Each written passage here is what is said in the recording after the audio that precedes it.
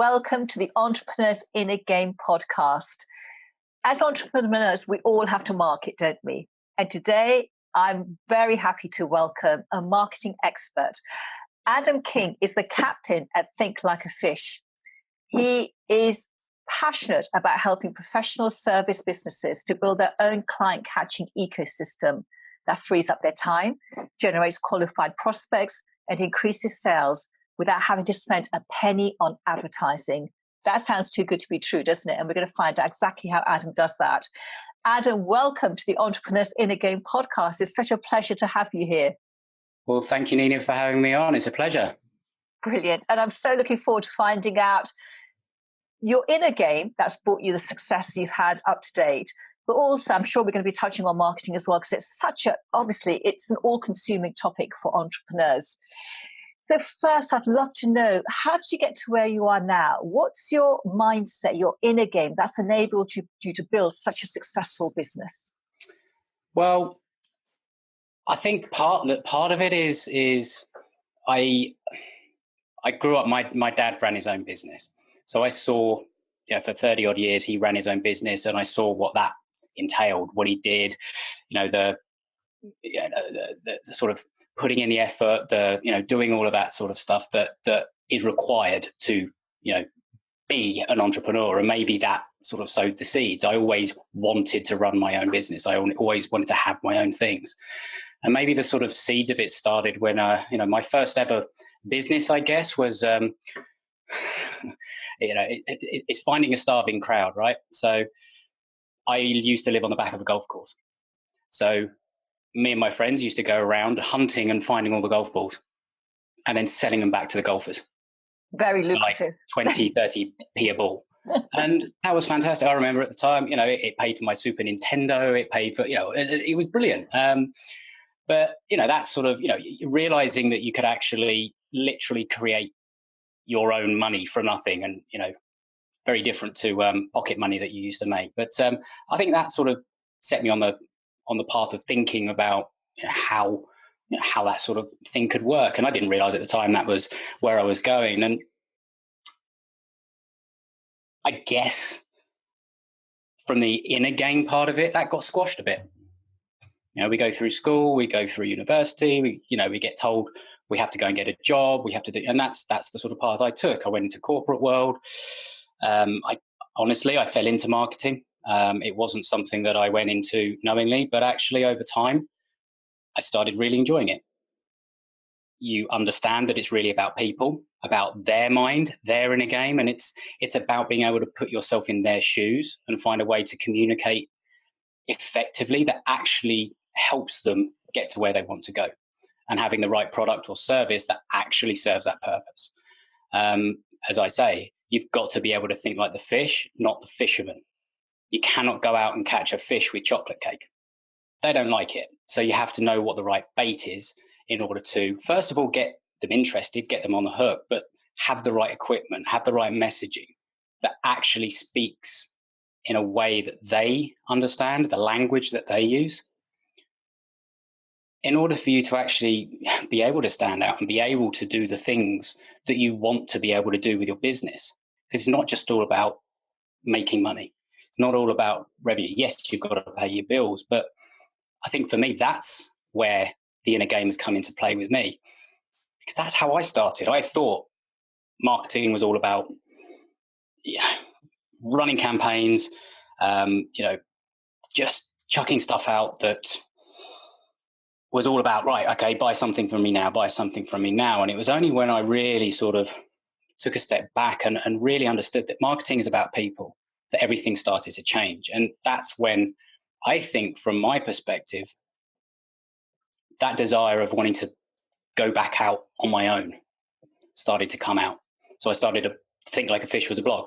And it's where I would start to write the things that I wanted to get out into the world around marketing that I just couldn't in the corporate world, because it was very stifling and you had to follow a particular way of doing things, because you were not the captain of your own ship. So that's where I think it's really just started.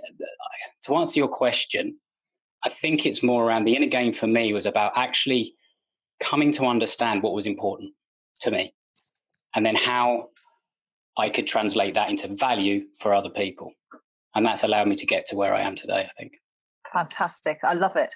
So it's all about people, isn't it? Marketing's all about people. Absolutely. And we forget that, don't we? Because we think it's about the message, but actually it's about the people, isn't it?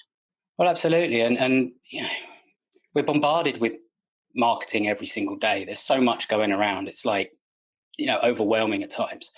And if you look at a lot of the conventional, you know, advice, certainly around things like online marketing and all those sorts of things, it's about getting clicks and views and opt-ins and subscribers, and you know, it's just about volume and more and more and more. Whereas what you forget is that behind every single click, every single Facebook account, every single subscriber, there's a living, breathing human being that has hopes, dreams, fears, desires. And if you cannot work out what those are, it's going to be very, very difficult to come up with a message that is actually going to move them and help you stand out and be seen as someone that is genuinely able to help them get what they want, and B, that you're trustworthy. Yes. And I think that too much marketing is me marketing. I wrote a blog post a while ago saying, "Are you like Wile E. Coyote, and you're running after your you're running after your customers like or your customers like Roadrunner, because effectively you're going out with a message going meet me." I've got a weird sense of humor, but it's, that's the whole thing about that is if you actually take a step back and you look at a lot of marketing out there, it's about the business. The majority of it is about the business. It's about, well, we do great service, or we offer great service. We have the best value for money, and we've been in business for 20 years. Why don't you look at our brochure? Who cares? You haven't said anything about me. What do you know, that it's almost like that's all relevant in some way, shape, or form. That's the price of entry. People expect you to have the qualifications, to have the experience, to even be in business in the first place. So it's what you do differently, how you stand out, how you actually demonstrate that you can do what you say you do, and you can get the results that you can get. And you can only do that by understanding who it is that you actually can help, what's going on in their mind, and then create a message and a way of marketing to them that just communicates that constantly. Yes. Till they're ready to take the action. Yeah. Make a decision. Absolutely. So why do you think, because marketing is the heart of being an entrepreneur, why do you think there's so much fear around marketing? Why is there, you know, why is this worry about it? And why do so many entrepreneurs not do the marketing? Because they just procrastinate, or they sit in fear, and therefore they don't take action. And if you don't take action in marketing, you're not going to grow your business, are you? I think it's very much along the lines of, you know, what you think you need to do isn't authentic. You know, what you're being told to do, or maybe, you know, it's like it's about, right, or you've got so many opinions or views of what marketing is because you're exposed to it every day. And as I say, there's so much crappy marketing out there. And because you've been exposed to some of it, you then don't feel comfortable doing the same to others. But because you don't know any different, that's what you think you have to do. And you don't want to be seen as that spammy marketer. But you don't know what to do different. You don't know how to do it different. So you kind of procrastinate and you don't do it. That's what, you know, I think that could be one reason. I think, you know, the other is that while marketing at its heart is simple, it's not easy, because to get to that message, to get to that understanding, it takes a lot of work. It's very much like what you do, Nina, in terms of, if you want to be successful, you can't just go to the end result. You have to put the work in and actually go, right, okay, I need to sit and I need to unpack my inner limiting beliefs, my self-limiting beliefs, and I then need to have the courage to push forward and get through them.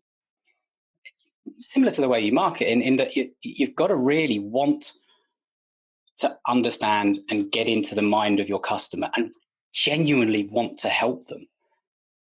And if you start down that path and you find out, actually, I don't really want to help these people, then you're trying to help the wrong people. So find someone that you actually like helping and figure out what they need. It's about, what problem do they have? What's the biggest problem? How have they tried to solve it in the past? What hasn't worked about that? How can you do it differently? And how can you construct a way of marketing or talking to people that actually resonates to them, so it feels like the only time they read it, it's being said to them, not to the world. And how do you do that? How do you create an authentic message that's not just, you're sort of struggling with the message, it doesn't feel great, it doesn't sit comfortably with you, but you just push it out there because you can't do anything better than that? How do you create a message that really comes from the heart and that aligns with who you are? It feels authentic, it feels aligned. Well, first of all, you need to know what value you can offer. So, what is it you do? Do you have a skill? Do you help someone work out their finances? Do you help someone with their inner mindset? And you have to truly love the process of helping solve that problem. You have to fall in love with the problem you solve, not the solution that you offer. But then secondly, the easiest way to create a message that resonates with people, and it's a little bit it's a little bit out there, is actually go and talk to people and ask them. We use a particular interview set of questions whereby we will, if we're working with a client, or I do this, you actually sort of, you're trying to uncover. So it's things like, when it comes to whatever, if we're using you, Nina, if you're having these conversations and you say to someone, when it comes to your inner game and pushing through limiting belief, what's the biggest problem that you faced? And you let them talk. And then you say, well, tell me more about that. And tell me more about that. And then, there's other questions that you go. So how does it feel knowing that you have that problem? Or how did it feel? How did it feel after that you've solved it? How did it feel going through the process? What kind of things have stopped you from taking action in the past? All those sorts of things. And all you do with this is you record it, and then you transcribe it, and then you pick out all of the language they use. You can write the most fantastic piece of copy or content without having to think of it yourself, by simply going out and talking to people. That's why I say you have to think like the fish. You have to get into their mind, because you can then, literally we have a format that you create any kind of marketing after you've created this. Lead with the problem, pull it out a little bit, hint at the solution, talk about, a little bit more about the problem again, but then really go into the aspiration and what life will look like differently after they've solved the problem. And then, it's the great copywriters, they don't come up, and I'm not a great copywriter, by the way, because that's not, what I do. I just figured this bit out. Actually go and have a conversation with someone. They just take frameworks of how copy is put together and they just talk to people. And they literally find out. Another great thing to do if you don't want to have a conversation, go onto Amazon. And this is something I got from a question that I asked Jay Abraham when he was in London. And I said, Jay, how do you get into someone's mind to really understand what's the best technique you've got? And he said, Amazon.com. He said, go and look on, find a book or something that's related to what you do in your industry. And then go down and look on the reviews. The 5 stars and the 1 stars, because the 5 stars are the people that are euphoric and really happy with everything. And the 1 stars are those that are really annoyed and there's something missing. And you can find out so much there. We've expanded a little bit. We go on things like Yelp, Yale.com, anything where there's a review site. If you run a restaurant, for example, you can go on TripAdvisor and look for all of the similar types of restaurants and find what people say about those restaurants, and you just use what other people, what actual customers, potential customers are saying, and you work out how to use it that fits in what you do, so that you can actually show that you understand them, and then essentially show them the way. That's a great tip. I love the tip about Amazon, because there are so many books about every topic, and you can just pick out the words, the actual words that people use to describe their pain, their challenge, and what they're looking for. You don't have to make it up in your head, do you? No, not at all. And as I say, that's not from me. That's from a man far more successful and smarter than me. But that's what he does, and they call him the $9 billion man, so he knows a few things. Yes, absolutely. So what about, closely linked to the fear of marketing is the fear of being visible. And that will apply to certain types of marketing where people really feel they're putting themselves out there. Could be videos, could be podcasts, speaking, that type of thing. So what advice can you give to anyone who's listening or watching about the fear of being visible and how they can overcome that? The simple answer, and probably the harsh one, is get over it. And I say that from a point, from a place of genuinely caring, because I sat with my podcast. I sat on doing that for a year to 18 months. I've had a genuine fear and phobia of standing in front of a video camera and recording, and procrastination, endless hours tinkering with editing because I didn't like the way I said something, and God, the amount of time that I just wasted trying to be perfect. And you know what? When I then did start putting things out there, nobody bloody watched it anyway, because I hadn't taken necessarily the time to really cultivate the audience and build it, because I had, up until then, I'd worked directly one-on-one with clients. It was a small group of people. I never needed, because the visibility, I had enough. I was comfortable. But then I pushed myself out of it, and then all of a sudden, all of these things that I'm sure you're picking up on and unpacking my head a little bit. But there is no real shortcut. You've just got to get over it and just do it. Take one step at a time. What motivated you to take that step then? Because you've been procrastinating, sitting on it all that time. What was the trigger that got you moving? I had kids. I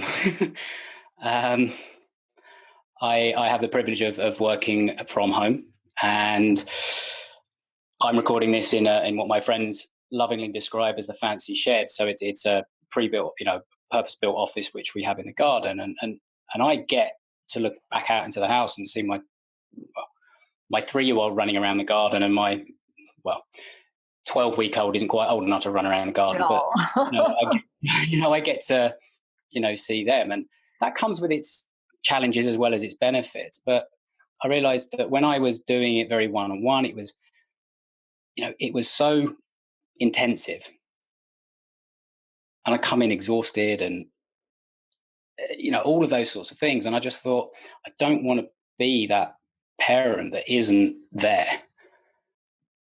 Not just physically. I mean, so many of my friends that work for others and have kids, they're up at 6, they're home at 8. They see their kids on the weekend. That's not what I wanted. I didn't want that. And so that was my catalyst. That's sort of that's what got me there. And I knew I had to make a change. It was sometimes you just have things that just become more than or bigger than yourself. Yeah. The motivation has to be bigger than the fear, doesn't it? Otherwise the fear will just always win. So when you find your big why, your big reason why, then suddenly the fear disappears. And you said, once you do it, then that becomes your new comfort zone. Absolutely. But there's a real missing out on doing things because you just, you think that's going to be too scary. And you're missing out on all these amazing experiences, and experiences are what helps us to grow and evolve and think differently. And you do something like a video or a podcast, and then suddenly all these new opportunities open up, and you can start collaborating with different people. That's what I find so exciting about trying new things. And I think,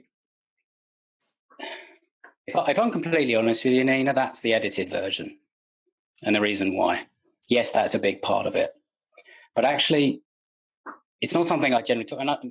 Maybe it's because we're having this conversation, but at the same time as my first daughter was born, like she was born with,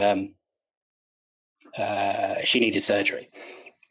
She had a duodenal atresia, which is where your stomach doesn't connect to your gut. So we were in the NICU for just shy of 4 weeks after, and we knew about it beforehand and all that. So that was a challenge. Scary. Yeah, and that wasn't long after I'd started the business, and things started becoming challenging to do everything at the same time. So that was hard. But then 2 weeks after we got her home, we found out my mum had who had multiple sclerosis, actually then also developed terminal cancer. Oh, goodness. And sadly she died 4 weeks later. Wow. She got to meet my eldest Molly once, which was one of the things I'm most grateful for.